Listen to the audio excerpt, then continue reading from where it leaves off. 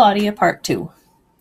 I remember getting to the hospital, and I remember seeing all of those other pregnant moms.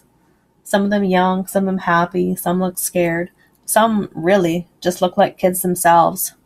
And I remember being so angry that they were going to be able to hold their babies, and they were going to get to have a happy delivery and have a baby to take home with them. They had hopes and dreams that would come true. Now, I know I had no right to be angry, but man, I certainly was. I was angry, I was scared, I was sad, but you know what? I was also happy. I was happy because finally I was going to get to meet my baby girl. I was going to get to meet this precious little baby that made my belly grow so big. A sweet baby girl who I was sure was going to be a soccer star, the way she kicked in my belly. I had decided to go with an epidural for this pregnancy just because I was pretty confident I was not going to have the energy to get through this delivery, knowing full well that I may deliver a stillborn baby. I remember being in the hospital bed after the epidural, waiting for the drip to start, waiting for those contractions, waiting for my sweet baby girl Claudia to enter this world. I hated the feeling of the epidural. I couldn't feel my legs. I couldn't get out of bed. I was tired. I was lonely. All I really wanted was to hold my baby girl. Some parts of this day I see and remember so vividly. Other parts are just a blur. I remember the nurse telling me in the delivery room that it's time to push. I remember the doctor coming in. I remember hearing her cry when she was born. I remember seeing her. She was beautiful. She had a sweet little button nose. She had short little arms and little legs, and she cried. And it was a sweet sound. It was a sound that meant my baby girl was alive. I held her for a moment or two. My parents had a brief opportunity to meet her. We spent about 30 minutes in total with her. She was born at 1:43, and I seem to recall her last breath at around 2:15. I remember watching her dad hold her and waiting for another breath to come, waiting for her to get that strength and some miracle to come that would keep her breathing.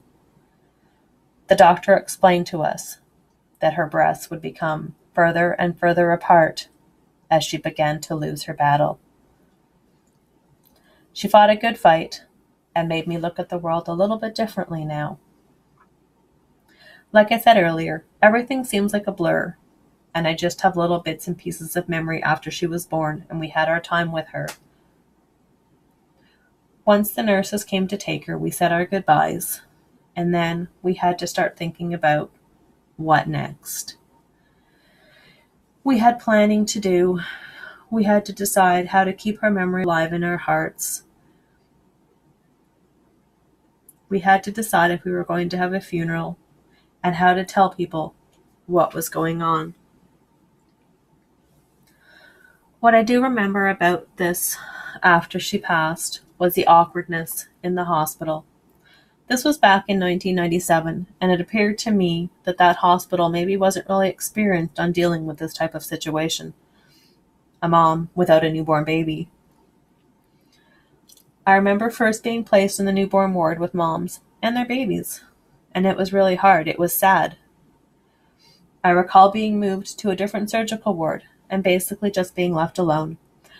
From what I remember, I didn't require much medical attention. Everybody was concerned it was a normal delivery, but what I did need was emotional support from the nursing staff, and I don't recall that being a priority for them. I remember trying to be strong and trying to ensure everybody around me that I was okay, to try and not make things awkward. I'm not sure how long it was in the hospital for, and exactly what happened with Claudia after she was born, but I do have a vision, a scene in my head that still haunts me from time to time today, and I question how humanely Claudia may have been treated after she passed. I remember being in the hospital, and I remember friends sending flowers and sending thinking of you cards, and I remember trying to stay happy and upbeat, because my son, who was 18 months, was coming to visit, and it just seemed like what I needed to do. I remember feeling angry sometimes when I looked at the sympathy and the condolence cards because I felt like I was being rushed to get past the happiness part and onto the mourning part, mourning the loss of my baby girl. I understand people meant well, and I know that they meant well, and I know they cared, but I also understand that people don't know how to react sometimes. And maybe some other moms in my shoes wouldn't have wanted to celebrate outwardly the birth of their baby that just passed away. So, as much as I felt that I was rushed into the grieving phase, I know I really wasn't. And what I really remember is a ton of caring and compassionate friends who I know didn't understand what was going on, because really nobody can understand until you've been in those shoes. But I do remember them all being there. I remember them sending their love and offering to help with my son, offering to help my husband at home. We had an outpouring of support from our friends and family, and still, that sticks with me today. We decided we were going to have Claudia cremated, and she was going to be placed in the cemetery with my maternal nanny. We had a small ceremony with some close friends and family, and then we went home and life carried on. The memory I have from the little funeral we have, I really have many memories, but the smell of lilacs. I remember my aunt gave us a little lilac bush when Claudia was born, and the smell of lilacs still to this day makes me smile and makes me think of her.